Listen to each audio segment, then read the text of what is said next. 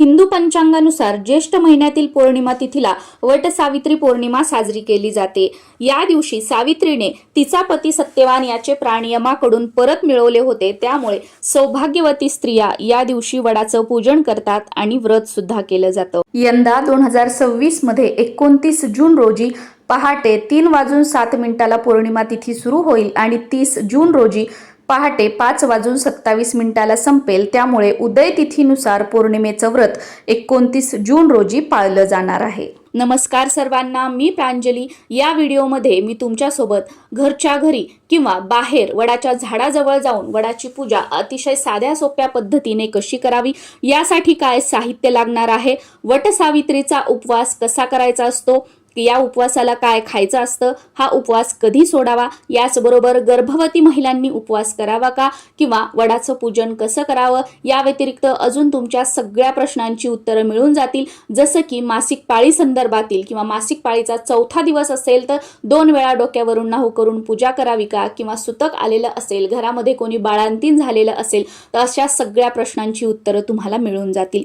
वटपौर्णिमेच्या दिवशी सकाळी लवकर उठायचं आहे आणि सर्वात अगोदर स्नान करून उगवत्या सूर्याला अर्घ्य द्यायचं आहे।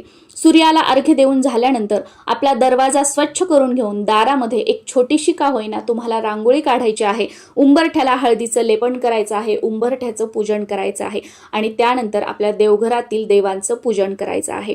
देवपूजा तशीच राहू द्यायची, दार स्वच्छ करायचं नाही, उंबरठ्याचं पूजन करायचं नाही आणि डायरेक्ट स्वयंपाक किंवा वडाचं पूजन करायचं, हे अतिशय चुकीचं आहे। त्यामुळे दार स्वच्छ करून दारात रांगोळी काढून त्यानंतर देवघरातील देवांची पूजा करूनच आपल्याला वडाची पूजा जी आहे ती करायची आहे। आता वडाची पूजा करण्यासाठी एखादा मोठा ट्रे असेल किंवा एखादं मोठं ताट असेल तर त्यामध्ये सर्व साहित्य तुम्हाला जमा करायचं आहे, काढून घ्यायचं आहे आणि त्यानंतर मग घराच्या आजूबाजूला किंवा तुमच्या सोसायटीमध्ये कुठे वडाचं झाड असेल तिथे आपल्याला पूजेसाठी जायचं आहे। सुरुवातीला बाहेर जाऊन पूजा कशी करायची हे सांगते आणि त्यानंतर मग घरात पूजा कशी करायची हे सुद्धा तुमच्यासोबत शेअर करत आहे। त्या अगोदर जी काही प्रश्न बऱ्याच जणांना पडलेली आहेत त्याचं उत्तर बघूया। वट सावित्रीचा उपवास कसा करावा? वट सावित्रीचा उपवास हा वेगवेगळ्या भागामध्ये, वेगवेगळ्या शहरामध्ये वेगवेगळ्या पद्धतीने करण्याची पद्धत आहे। तर तुमच्या भागात, तुमच्या शहरात कशा पद्धतीने वट सावित्रीचा उपवास केला जातो याची माहिती तुम्ही काढा आणि त्यानुसार प्रथम तुम्ही उपवास करण्याचा प्रयत्न करा। आणि जर तुम्हाला माहिती मिळालीच नाही तर मग तुम्ही व्हिडिओमध्ये जे ऐकताय किंवा तुम्हाला अजून कोणी काय सांगते त्यानुसार तुम्ही उपवास करू शकता। कारण आपल्या घराण्यातील किंवा आपल्या एरियातील ज्या रूढी परंपरा आहेत त्या पाळणं आणि त्यानुसारच सणवार किंवा व्रतवैकल्य साजरं करणं हे आपलं प्रथम कर्तव्य असतं। तर बघा, माझ्या माहितीनुसार वटसावित्रीचा उपवास करण्याच्या 3 पद्धती आहेत। त्यातील पहिली पद्धत जी आमच्या भागामध्ये केलं जातं ते म्हणजे वडाची पूजा करेपर्यंत उपवास धरला जातो।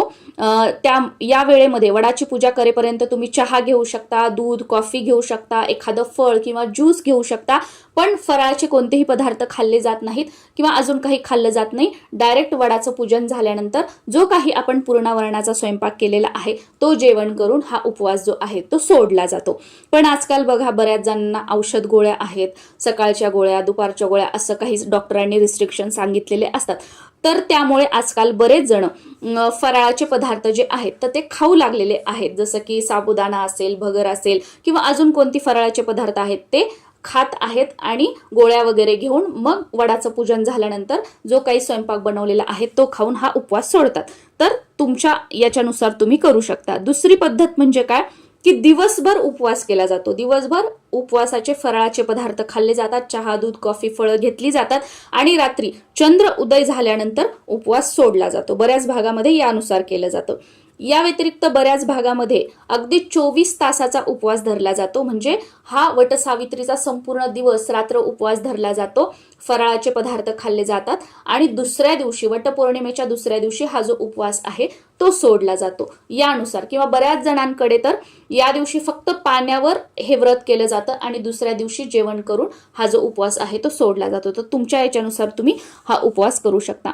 दुसरा प्रश्न म्हणजे जर तुम्हाला मासिक पाळीचा पहिला, दुसरा, तिसरा, चौथा, पाचवा, 6वा यापैकी कोणता महिना सुरू असेल, डॉक्टरांनी तुम्हाला कोणतेही रिस्ट्रिक्शन सांगितलेले नाहीयेत, तुम्हाला डॉक्टरांनी बेड रेस्ट सांगितलेली नाहीये, सर्व तुम्ही हेल्दी आहात, तुम्हाला कोणतेही बंधन डॉक्टरांनी घातलेले नाहीयेत, तर मग अशा वेळेला तुम्ही वटसावित्रीचा उपवास पण करू शकता आणि वडाची पूजा पण तुम्ही करू शकता. घरच्या घरी करा किंवा वडाच्या झाडाजवळ जाऊन तुम्ही करा, ते तुमच्यावर आहे, पण तुम्ही करू शकता. पण डॉक्टरांनी तुम्हाला बेड रेस्ट सांगितलेली आहे, उपवास करू नका असं सांगितलेलं आहे, काही कॉम्प्लिकेशन्स सांगितलेले आहेत, तर मग तुम्ही यावर्षी वडाची पूजा करू नका आणि वट सावित्रीचा उपवास सुद्धा करू नका. 1 वर्ष गॅप घेऊ शकतो, काही हरकत नाही.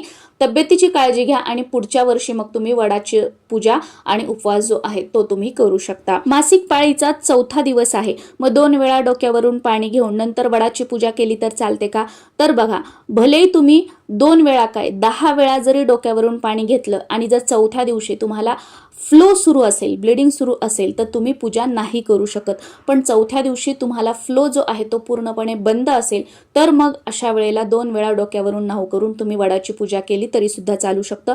मासिक पाळीचा 1, 2, 3 दिवस असेल किंवा 4था दिवस आहे, तुम्हाला फ्लो सुरू आहे, तर मग अशा वेळेला तुम्ही फक्त व्रत करायचं, म्हणजे वटसावित्रीचा उपवास तुम्ही करायचा. तुमच्या तिथे कशा पद्धतीनुसार केला जातो त्यानुसार, पण तुम्ही वडाचं पूजन करू शकत नाही. वडाचं पूजन तुमच्या घरातील इतर मंडळींनी, जसं की तुमच्या सासूबाई असतील, तुमच्या जाऊबाई असतील, त्यांनी केलं तर चालतं, पण तुम्ही वडाची पूजा करू शकत नाही. बाहेर वडाच्या पूजेला जेव्हा आपण जातो तेव्हा एखाद्या ट्रेमध्ये किंवा ताटामध्ये सर्व साहित्य तुम्हाला घ्यायचं आहे. आता पूजा कशी करायची याच्यासोबतच काय काय साहित्य लागणार आहे ते मी तुम्हाला सांगते. बाहेर वडाच्या पूजेला जेव्हा आपण जातो तर तिथे गेल्यानंतर खाली बसायला एखादं आसन वगैरे घ्यायचं आहे. तिथे असेल तर अतिशय उत्तम, पण बऱ्याच वेळेला आपण आपल्या घरातून घेऊन गेलो तर ठीक राहील. तर त्या आसनावर बसायचं आहे. जो काही आपण दिवा घेऊन गेलेलो आहोत तो दिवा सुरुवातीला लावून घ्यायचा, कारण अग्निदेवतेच्या साक्षीने ज्या काही आपण गोष्टी करत असतो तर त्याचं पूर्ण पुण्यफळ जे आहे ते आपल्याला मिळत असतं आणि देवी देवता त्याचा स्वीकार करतात. अग्निदेवतेच्या साक्षीने जे काही आपण कार्य केलेले आहे त्याचा, म्हणून दिवा लावून घ्यायचा. त्यानंतर 2 विड्याची पानं आपल्याला ठेवायची आहेत. त्यावर थोडेसे गहू किंवा तांदूळ जे काही तुम्ही सोबत घेऊन गेलेले आहात तर ते थोडंसं ठेवायचं आणि त्यावर एक सुपारी ठेवायची आहे. ही सुपारी म्हणजे गणपती बाप्पा स्वरूप यांचं आपण सुरुवातीला पूजन करून घ्यायचं, हळद कुंकू अर्पण करून घ्यायचं. त्यानंतर फुलं अर्पण करून घ्यायची आणि आंब्याचा किंवा तुम्ही साखर वगैरे सोबत जी आपण नेलेली आहे त्याचा नैवेद्य दाखवून नमस्कार करून त्यानंतर आपल्याला वडाचं पूजन करायचं आहे. वडाचं पूजन करण्यासाठी सुरुवातीला थोडंसं पाणी त्या वडाच्या झाडाच्या बुंद्याशी अर्पण करायचं, त्यानंतर थोडंसं दूध अर्पण करायचं आणि परत थोडंसं स्वच्छ पाणी अर्पण करायचं. त्यानंतर वडाच्या झाडाला हळद कुंकू लावून घ्यायचं आहे. त्यानंतर तुम्ही हार आणलेला असेल तर तो घालून घ्यायचा किंवा जी काही तुम्ही फुलं आणलेली असतील तर ती फुलं अर्पण करून घ्यायची आहेत. आणि त्यानंतर मग आपल्याला जो काही आपण धागा आणलेला आहे तो धागा जो आहे तो 7 वेळेला वडाच्या झाडाला आपल्याला गुंडाळून घ्यायचा आहे. पांढरा सुती धागा असतो तो 7 वेळेला क्लॉकवाईज आपल्याला प्रदक्षिणा घालत ओढून घ्यायचा आहे. आणि या धाग्याला शेवटी गाठ बांधायची नाही. तुमच्याकडे रीळ जशाल तशी तिथे ठेवण्याची पद्धत असेल तर इतर जे धागे असतात तर त्याच्यामध्ये ही रीळ अडकवून ठेवायची. बाकी तुमच्याकडे धागा 7 झाल्यानंतर जो उरलेला धागा असतो तो तोडून घेतात, तर मग अशा वेळेला तो धागा तोडून घ्यायचा आणि जो 7व्या याचा जो धागा आहे तो तिथे इतर जे धागे असतात त्याच्यामध्ये अडकवून द्यायचा आहे, पण तिथे गाठ मारायची नाहीये.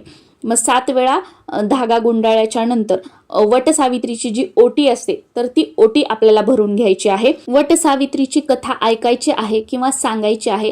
तिथे बघा बऱ्याच जणी महिला ज्या असतात ती कथा वाचत असतात. कोणी तिथे वाचत असेल तर तुम्ही तिथे बसून ऐकली तरी सुद्धा चालते किंवा तुम्ही वाचन करा, इतर महिलांनी ती ऐकली तरी सुद्धा चालते. कथा तिथे वडाच्या झाडाखालीच वाचन करायची आहे किंवा ऐकायची आहे. त्यानंतर वडाची आरती करून मग आपल्याला आपलं आसन सोडायचं आहे किंवा तिथली पूजा वगैरे आपली पूर्ण झाली असं आपल्याला समजायचं आहे.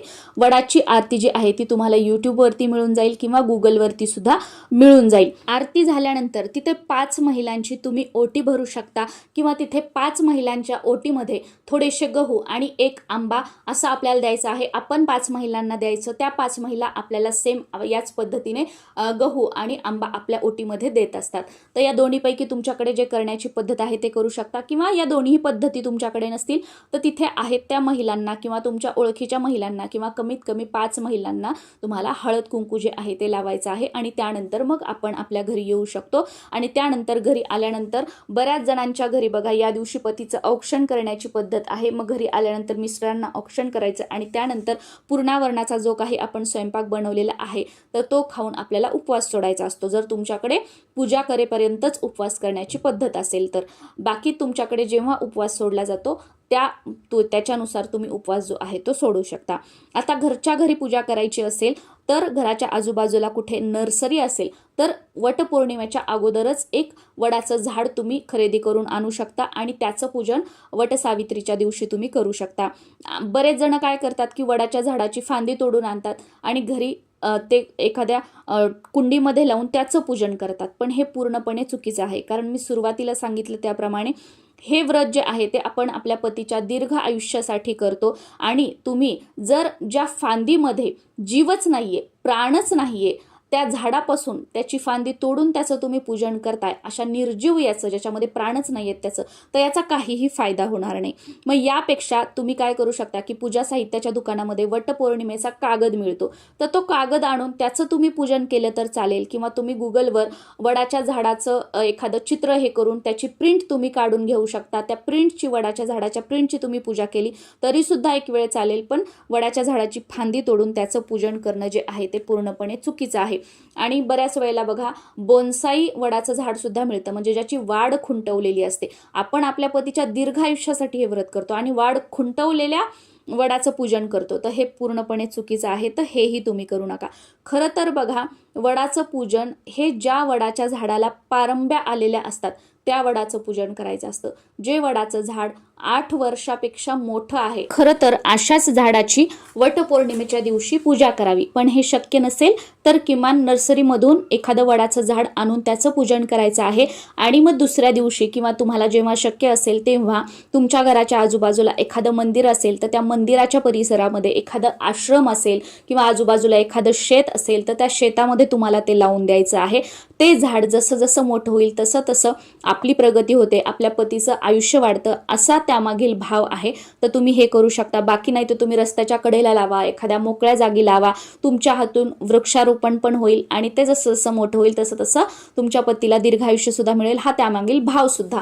मग हे केलं तर अतिशय उत्तम राहील. घरच्या घरी पूजा करण्यासाठी जी काही कुंडी असेल झाडाची, तर एक पाट घ्यायचा, त्यावरती कुंडी ठेवायची, पाटाच्या आजूबाजूला रांगोळी काढून घ्यायची आहे. सेम सुरुवातीला दिवा लावून घ्यायचा, आपण बसण्यासाठी आसन घ्यायचं आहे. सुरुवातीला त्या झाडाला पाणी अर्पण करून घ्यायचं, त्यानंतर चमचाभर दूध अर्पण करायचं, परत स्वच्छ पाणी अर्पण करायचं, हळद कुंकू लावून घ्यायचं आहे. त्यानंतर फुलं किंवा जो काही हार असेल तो अर्पण करून घ्यायचा, वस्त्रमाळ अर्पण करून घ्यायची आहे. आणि त्यानंतर जो आपण धागा घेतलेला आहे तो 7 वेळा आपल्याला गुंडाळून घ्यायचा आहे, प्रदक्षिणा मारत मारत. आणि त्यानंतर मग आंब्याचा नैवेद्य दाखवायचा आहे, वटसावित्रीची ओटी भरायची आहे. आणि मग तुमच्या घरामध्ये तुमच्या सासूबाई, जाऊबाई वगैरे असतील तर आपण एकमेकींना हळदी कुंकू लावून घ्यायचं आहे. सेम जसं आपण बाहेर एकमेकींची ओटी भरतो तर तशी ओटी भरून घ्यायची आहे. किंवा एकमेकींच्या ओटीमध्ये आंबा आणि त्यासोबत गहू तुम्हाला द्यायचे आहेत. आणि यानंतर मग तुम्ही कथा ऐकायची आहे घरामध्ये, इतर कोणी वाचत असेल तर, किंवा तुम्ही स्वतः कथा जी आहे ती वाचायची आहे. त्यानंतर वट सावित्रीची आरती करून तुम्हाला आपलं आसन जे आहे ते सोडायचं आहे. तर या पद्धतीने घरच्या घरी आपण पूजन करू शकतो. आणि जेव्हा आपण घरी पूजन करतोय तर त्यावेळेला आंब्याचा पूजा करताना नैवेद्य तर दाखवायचाच आहे, पण नंतर तुम्ही जो काही पूर्णावरणाचा स्वयंपाक केलेला असेल तर त्याचा नैवेद्य दाखवला तरी सुद्धा चालतो. तर अशा प्रकारे घरच्या घरी आणि बाहेर जाऊन तुम्ही वडाचं पूजन कसं करू शकता हे मी तुमच्यासोबत शेअर केलं. याचबरोबर अजून बरीचशी माहिती, तुमच्या बऱ्याच प्रश्नांची उत्तरं सुद्धा या व्हिडिओमध्ये मी तुमच्यासोबत शेअर केलेली आहेत. नमस्कार.